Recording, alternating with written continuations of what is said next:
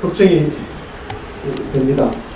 소개시켜 주신 것처럼 오늘 저희 주제는 개헌을 하는데 왜 국민이 주도해야 하는가, 또 다른 나라들에서 국민들이 주도하는 개헌이 어떤 것들이 있는가 한번 살펴보는 그런 시간으로 꾸며졌습니다.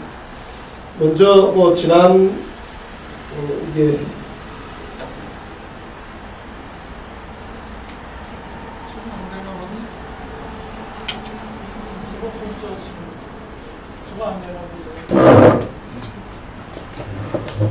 예, 제가 손으로 작동을 하겠습니다. 먼저 왜 국민이 주도해야 하는가 말씀을 하자면 어떤 개헌을 우리가 하고자 하기 때문에 특히 국민이 추구해야 되는가 이런 이야기들을 해야 하는데, 지난주에 제가 잠시만 말씀을 드렸다시피 우리 현재의 어떤 한국 사회는 그동안 많은 발전을 이루어 왔지만 아직도 성에 차지 않는 민주공화국이다 라는 것. 기본적으로 그 정치, 경제, 사회, 문화 모든 영역에 있어서 민주공화국이 되기 위해서는 우리들이 인간으로서의 어떤 존엄과 가치에 기반한 인권을 온전하게 누릴 수 있어야 하고, 그것을 누리는데 국가 권력이 도움을 주어야 하고, 국가 권력이 도움을 주기 위해서는 국가 권력 자체가 민주적으로 작동을 해야 합니다. 그러면 정치, 경제, 사회, 문화가 아주 선순환으로 서로 이렇게 정치가 경제를 돕고, 경제가 정치를 돕고, 정치가 사회를 돕고, 사회가 경제를 돕고, 정치를 돕는 이런 구조로 된다라는 것이죠. 그렇게 하기 위해서는 우리 국민들이 기본적으로 그 인권을 최대한 누릴 수 있을 정도의 어떤 이해를 가지고 있고 자기 것으로 향유할 수 있어야 합니다. 그리고 국민들이 정치 과정에 적극적으로 참여해야만 이런 과정들이 작동을 하게 되는 것이죠. 더 나아가서 우리 생활 속에서 헌법이 추구하는 그런 가치들이 몸소 자기가 실천하고 또 다른 사람과 더불어서 같이 누려질 수 있어야 합니다. 그것을 하기 위해서 우리가 해야 될 이제 아직도 부족한 부분들을 개혁시켜야 할 여러 가지 과제들이 있는데요. 그것을 좀 제가 아무래도 대학에서 강의하다 보니까 조금 이렇게 추상적인 단어들로 좀 정리를 해봤는데, 일단 국가가 개혁이 되어야, 국가는 기본적으로 아까 말씀드린 것처럼 민주공화국이라는 국가는 우리 공공의 어떤 공리를 위해서 존재해야 하는 것입니다. 공공의 것이지 사유화되어서는 안 되는 것입니다. 지난번 저희가 촛불 시민혁명을 통해서 전임 대통령을 탄핵하고 그 전임 대통령이 지금 그 재판 과정에 있게 된 중요한 원인 중에 하나가 이 국민 모두의 것, 공공의 것이어야 하는 이 국가 권력을 사유화해서 사사로이 행사했다라는 것이거든요. 왜 사사로이 행사하도록 되어 있느냐? 그거는 그렇게 만든 또 그 사람만의 어떤 개인적인 잘못 외에도 제도적인 그리고 문화적인 잘못이 있다. 그 사람 탄핵시키고 형벌을 받게 하는 것으로 그 문제가 해결되는 게 아닙니다. 왜? 그것을 그대로 두면 그대로 또 다른 사람이 그 자리에서 국가를 사유화할 수 있기 때문에 그런 것입니다. 그래서 우리는 선거제도도 바꾸어야 하고요, 의회도 개혁을 해야 하고, 정당도 개혁을 해야 하고, 관료사회, 공무원 제도도 바꾸어야 합니다. 선거제도를 제대로 개혁하지 못해서 국민 대표를 우리가 원하는 방식대로 뽑지 못하니까 그 국회의원들이 국민들의 뜻을 효과적으로 반영해내는 정치를 하지 못합니다. 의회개혁을 하지 못해서 의회에서 비효율적인 의사 구조가 만들어지다 보니까 국민들이 원하는 바의 어떤 민생개혁이 제대로 이루어지지 못합니다. 그것을 이루어내는데 필요한 또 정당들도 마찬가지입니다. 정당들은 국민들이 자발적으로 모여서 정치적 의사들을 형성해내고 조직화해내어서 국가를 민주적으로 운영하기 위한 핵심적인 결사 단체, 조직인데 그 조직 운영이 주로 우리가 낸 세금으로 운영되어집니다. 국가가 국고보조금을 통해서 제공하는 돈이 국정당을 작동시키는 주요한 원천이 되고 있다는, 그것은 이 자발성, 국민들이 원하는 바대로 정치 질서가 작동하게 하는 것이 아니고 그 보조금 제도에 의존해서만 국민들의 참여 없이도 정당이 작동할 수 있는 그런 구조를 만들어 두고 있는 것입니다. 그런 상황에서 정당이나 그 정당에 기반한 국가 권력이 국민들에게 관심을 둘 이유가 상대적으로 적은 것입니다. 신경을 안 쓴다는 게 아니고요. 더 신경을 써야 되는데 더 신경을 쓰지 못하게 하는 그런 요건들이 있다는 거죠.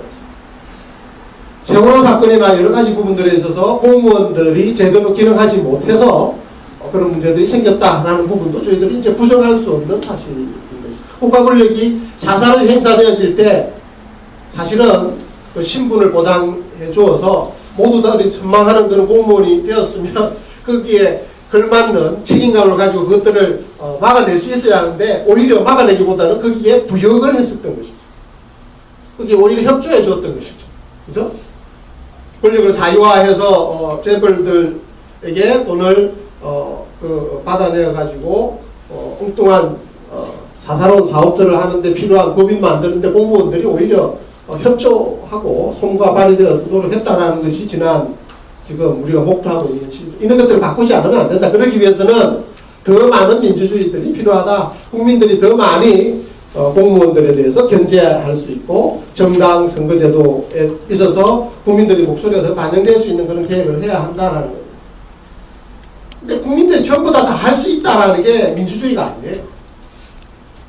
지금 비판한 선거제도에 선정되어지는 국가 권력을 구성하는 요소들, 국회면 국회, 대통령이면 대통령, 그리고 정치적 공무원들, 또 일반 직업 공무원들 모두 다가 사실은 아무리 개혁이 되더라도 존재합니다. 국민들이 좀 더 많은 영향을 미칠 수 있고 그 각자의 본분을 잘할 수 있게 해야 한다는 것이 요지이고요. 그런데 그 국가 권력을 한쪽에 집중시켜 놓아서는 안 된다라는 것도 여실히 드러납니다. 그래서 이것을 분리시켜서 여러 기관들에게 나누어 줘야 한다. 이게 분권합니다.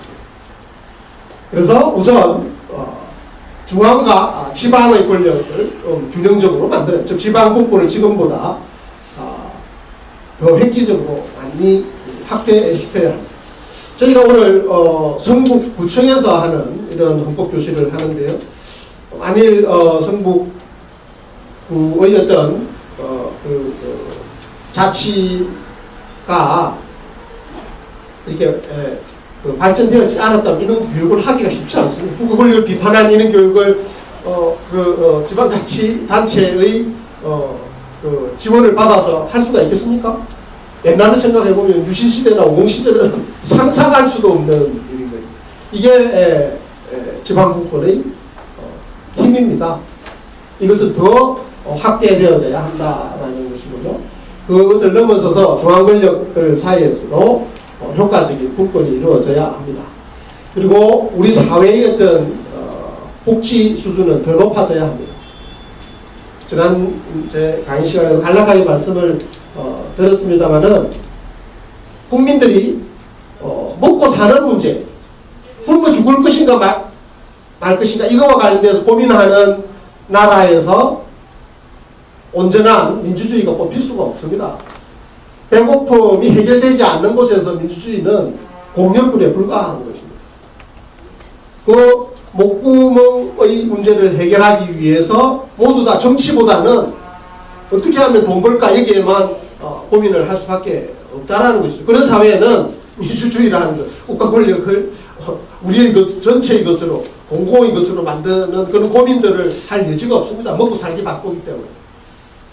다음 어디가 아픈 데가 있는데 치료받지 못해서 괴로운데 넘에 대한 배려를 할 수 있겠습니까? 민주주의 생각할 수 있겠습니까? 없습니다. 결국 먹고 사는 문제, 그리고 질병으로부터 우리가 고통받는 일은 생활에 있어서 기본이 되어지는 어떤 문제들은 우리가 공동으로 기본적으로 해결해서 모든 사람들이 그것으로부터 구애받지 않고 인간으로서의 자율적인 어떤 정치적 활동들을 할 수가 있어야 하는, 이걸 하자면 먹고 사는 문제들과 관련해서 최소한의 장치들은 우리 사회가, 국가가 기본적으로 책임지는 그런 것들이 필요하고, 그런 복지국가를 이루어야만 하는 것이, 우리의 지금 복지국가는 그렇지 못하다. 개인들한테 너무 많은 개인 생활의 책임들을 부여하고 있다. 짐을 지우고 있다는 거죠. 그래가지고는 우리가 이런 원하는 국가개혁을 해낼 수 없기 때문에 복지를 지금보다 더 높은 수준으로 높여야 된다. 이런 국가개혁은 그냥 이루어지는 게 아니고요. 우리들의 시민들의 어떤 각성이 필요합니다. 그런 것들이 필요하다. 우리가 돈만으로 살 수 없고 민주주의를 효과적으로 하고 복지국가를 이루어야만 우리가 좀 더 행복을 누리는 그런 삶을 찾을 수 있다라는 것을 자각하는 게 중요합니다. 우리 스스로의 자존감을 확보하는 게 필요합니다. 우리 스스로가 하나하나가 중요한 사람이고 우리 헌법에 의해서 존중받는, 그리고 국가에서 존중을 받아야 하는 사람들이라는 것을 더 많이 자각을 해야 하고, 우리 스스로 문제를 해결하려고 노력을 해야지 국가가 알아서 다 해주겠지 이런 의존적인 태도를 보여서는 안 되는 것입니다. 개인의 어떤 자율성, 이런 것들이 매우 중요하다라는 것을 여기서 알 수 있다는, 이 모든 부분들을 한국에게 보장해주는 최고의 법이 뭐냐? 그게 헌법이다라는 거예요. 우리 헌법은 지금 기본적으로 다른 나라 헌법과 비교해서는 상당히 높은 수준을 달성하고 있습니다. 그런데 우리의 어떤 민주주의 수준에서와 마찬가지로 우리 헌법의 수준도 그에 걸맞게 아직도 부족한 부분들은 있어요. 그러니까 바꾸자라는 거예요. 그 부족한 부분을 바꿔야 해요. 무엇을 어떻게 바꿀 것인가 고민들을 해야 하는 것인데, 무조건 헌법에 있는 걸 다 바꾸자, 이게 안 돼. 무엇이 우리가 개선을 해야 하는 것이고 무엇이 부족해서 그 부족한 부분을 바꿀 것인가, 이 부분을 잘 확정을 해야 한다는 것입니다. 우리가 지금 10차례에 걸쳐서 이걸 하면서 여러분들 이제 이번이 제가 맡은 게 8강인가요? 9강인가요? 예, 8강인가요? 예, 많은 부분들 이야기를 했을 겁니다. 저만 해도 정치 부분에서 권력 구조 관련돼서 우리가 어떤 부분들을 좀 지키고 유지시키고 어떤 부분을 바꿔야 될 것인가에 대해서 제 개인적인 의견을 말씀을 드렸죠. 정부 형태 부분과 관련해서 많이 바꿀 필요가 없다. 그게 제 의견이었습니다. 그렇다고 해서 하나도 바꿀 것이 없다는 게 아니고, 대통령이 많이 가지고 있는 권력 중에 일부는 독립기관에게 나누어주거나 일부는 국회의 좀 더 많은 견제를 받을 수 있는 방향으로 바꾸어야 한다. 동시에 국회의 어떤 책임도 더 강화시키는 그런 부분들의 개헌은 부분적으로 필요하다, 이렇게 말씀을 드렸습니다. 그 이외에 뭐 사법부와 관련된 부분이나 기본권의 목록과 관련 기본권 보장을 위해서 해야 되는 부분들, 이런 부분들도 저희들이 다루었습니다. 오늘은 이런 내용들을 특히 민주적으로 실현하는 것들이 중요하다라는 것입니다. 저 개헌의 방법과 관련되어서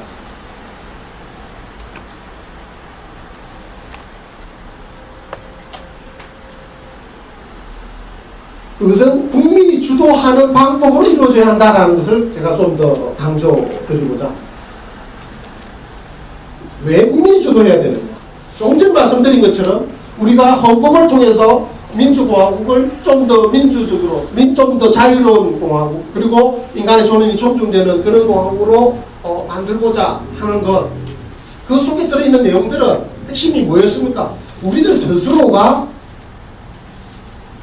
그 부분들을 이해하고 깨치고 실천해 나가야 한다는 것이었습니다. 그러면 그 근본을, 그런 내용을 담고 있는 헌법을 바꾸는 과정마저도 어떻게 돼야 되겠습니까?